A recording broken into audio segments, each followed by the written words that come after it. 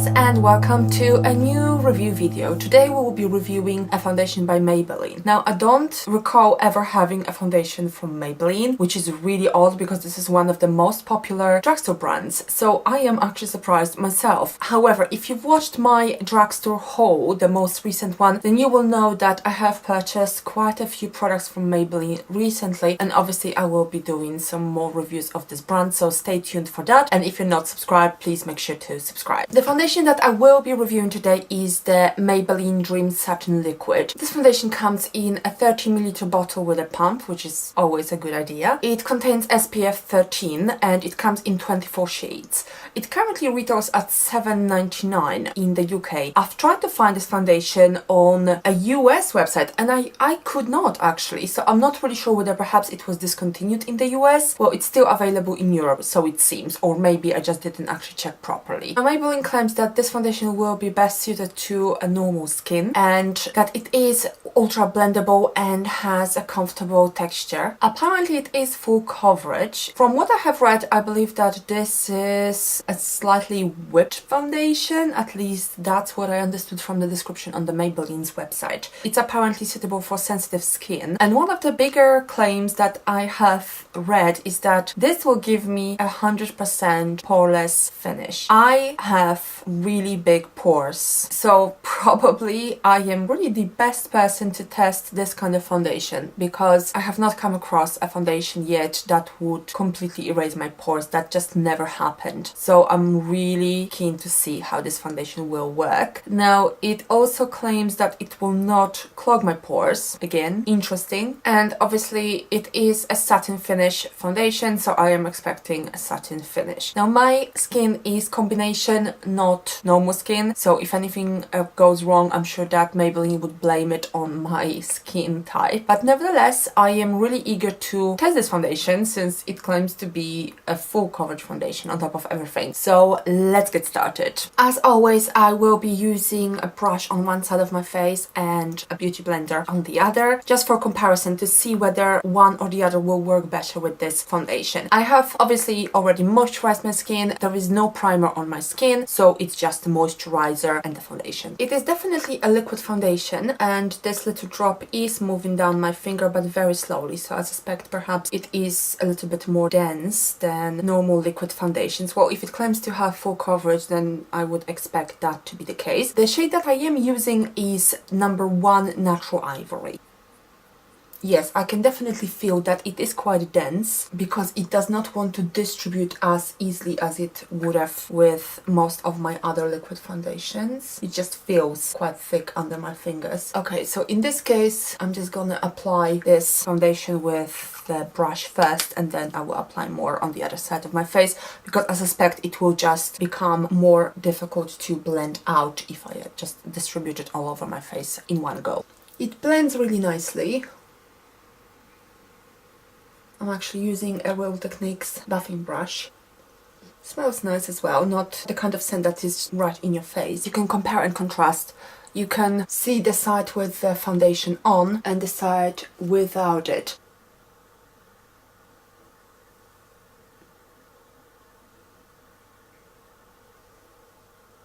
Okay, so far so good. I actually like it. Let's apply it to the other side of my face with a blender.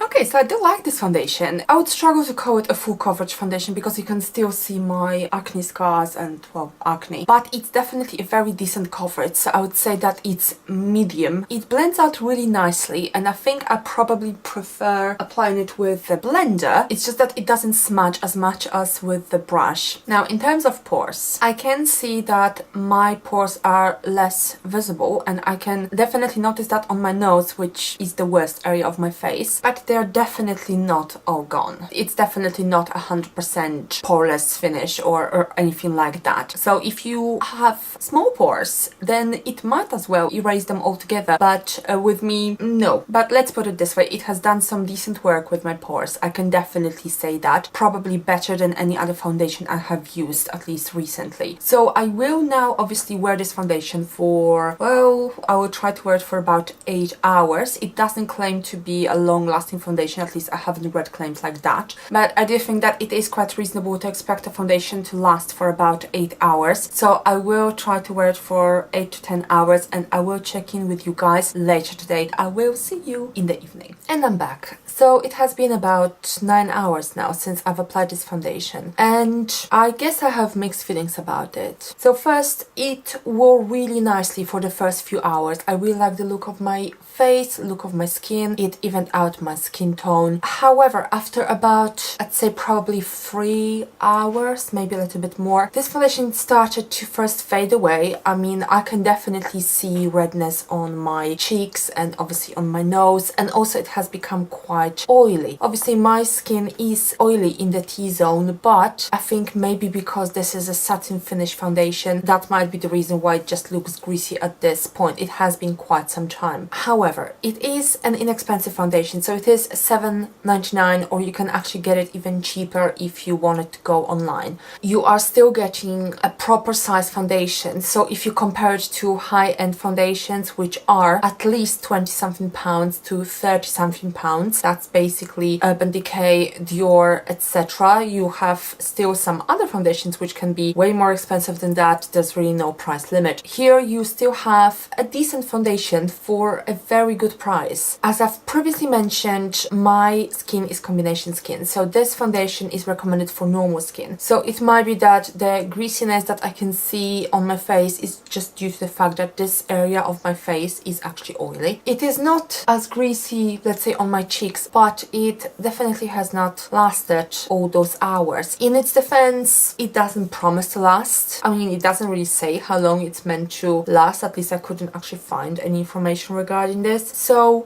far, it's an okay foundation if you're looking for something inexpensive and if you don't have very high expectations. I will continue using it for a few weeks time, and I would then obviously conclude this video. I will try to test it with other products, with makeup. As you can see, I have not actually worn any other makeup today, so I do want to see whether perhaps there's a way for me to make it last a little bit longer, and I will see you guys in a moment with the final conclusion. It's been quite some time since I started to use this Maybelline Dream Satin Liquid foundation. You can see that I have used up quite a bit of it, probably about 1/3 of the bottle. I have been using it for I think about 2 months or maybe a little bit longer. I just didn't have the time to actually film this video, so it just so happened that I used it for way longer than I anticipated. It's a really easy foundation to use, especially on an everyday basis. It blends really easily. It's light, I would say a light coverage foundation, so I definitely needed to use some concealer with it, or quite a bit of concealer really, to cover up my under eye circles and also to cover my acne and acne scars. So even though the foundation was quite easy to blend and easy to use and really no fuss, on most days I ended up doing my makeup for longer than I would like. I have a list of claims made by Maybelline and I just wanted to go through them because I don't think that I agree with very many of them. It's been a long while since I have actually used a drugstore foundation on an everyday basis. It so happened that over the past few years I was mainly using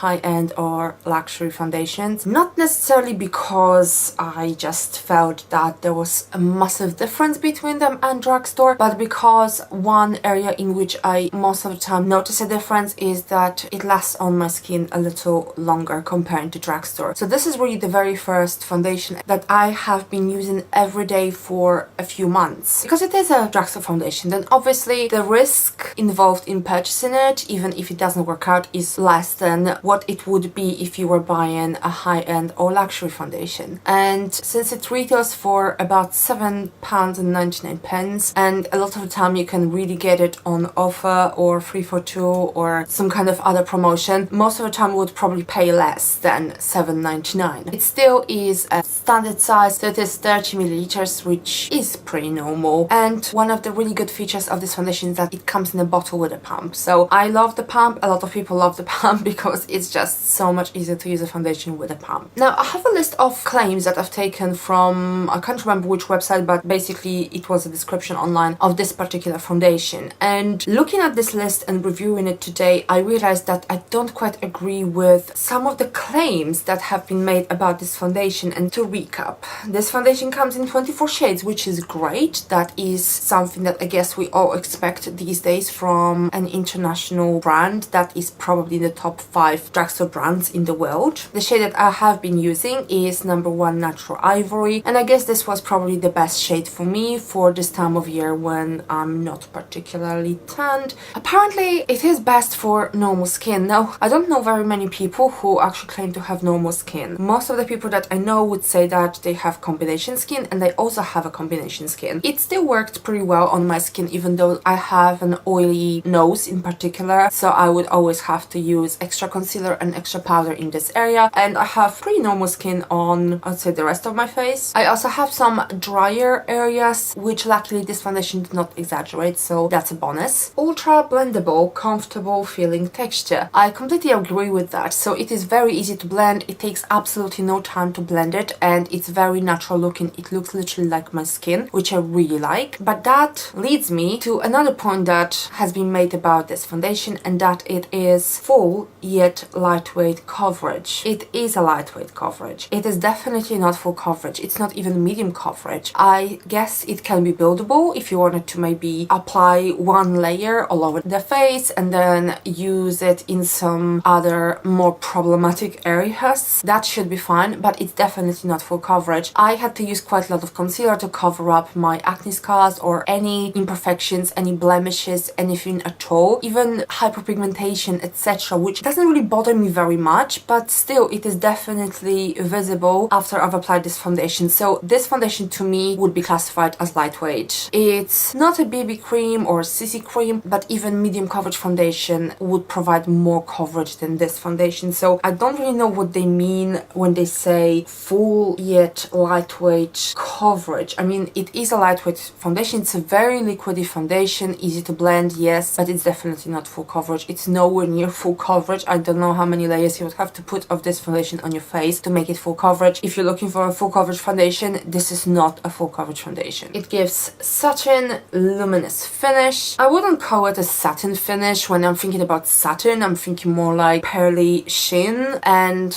it's just a really natural foundation. Luminous, sure. If I'm not using powder, and I don't use powder in some areas of my face, then yes, it looks really nice, really natural, luminous, looks like my skin, perfect. Airbrushed poreless finish, air whipped liquid for 100 poreless finish and won't clog pores. Okay, again, I'm just wondering who was testing this foundation when this information appeared online about this foundation, because that is, I'm assuming, information provided by Maybelline to all sorts of different shops that sell this foundation. I have large pores. I have large pores all over my face, but they are most visible on my nose and nose area. And I'm telling you that this foundation definitely does not cover that up at all. It might not exaggerate it, but when you apply this foundation on your face, you can, if you look up close, see it in your pores, see it gathering in your pores. It's a very liquidy formula, so it's not gonna cause any issues, and you can't really see it if you're looking at someone from, you know, from a distance, like the camera, for example. But if you look up close, like when you're doing your makeup, you can see that the foundation is in the pores. Doesn't mean that it clogs the pores, absolutely not. I don't think that it did. I think that it didn't do any harm to my pores. It didn't enlarge my pores, which is great, but it definitely did not make me look airbrushed or poreless.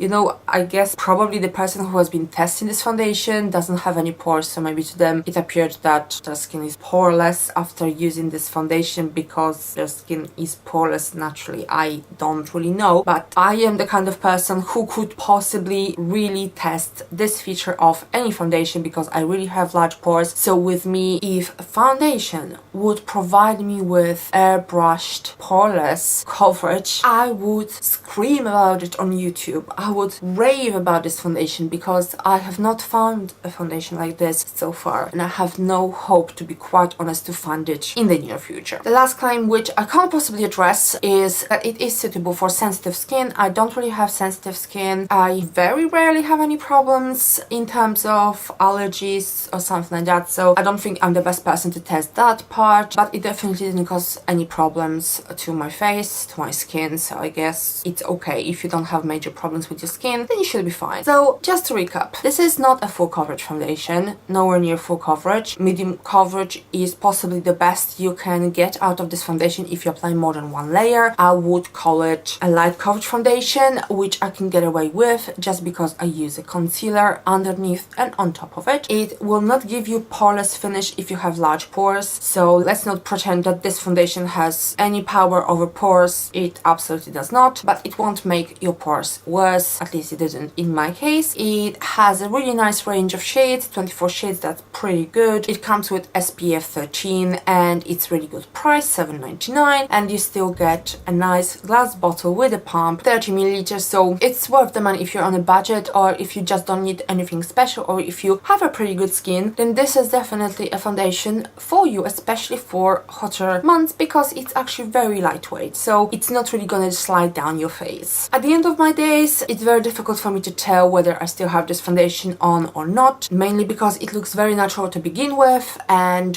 when I wash my face in the evening, I really haven't got a chance to even see whether this foundation is still there or not. But it doesn't bother me. My skin looks alrightish in the evening. I'm yet to, I think, find a foundation that I can say, you know, lasts 10 hours flawlessly. I'm thinking if I've tested one, I think that Tony Doe by Lancome, was it? Yeah, Lancome. I think that one probably was maybe the closest to giving me that effect, but even that one definitely did not look perfect as far as I remember. However, I think that it's pretty bad that Maybelline actually claims that this is full coverage and that it will give you poreless finish, because it won't. It's a nice natural foundation, inexpensive, accessible, comes in a nice range of shades, so if you are looking for something for an everyday use and you're not too fussy and you prefer light coverage, then go for it. If you're looking for something for an oily skin with large pores that will cover your blemishes for 10 hours, then stay away from this foundation. This will be no good for you. And this is it, guys. So thank you so much for watching. I do hope that you found this video useful, and if you did, please give it a thumbs up and please subscribe to my channel. I am now on the hunt for more drugstore foundations and for more affordable makeup overall, so stay tuned for more reviews and I will see you in my next video.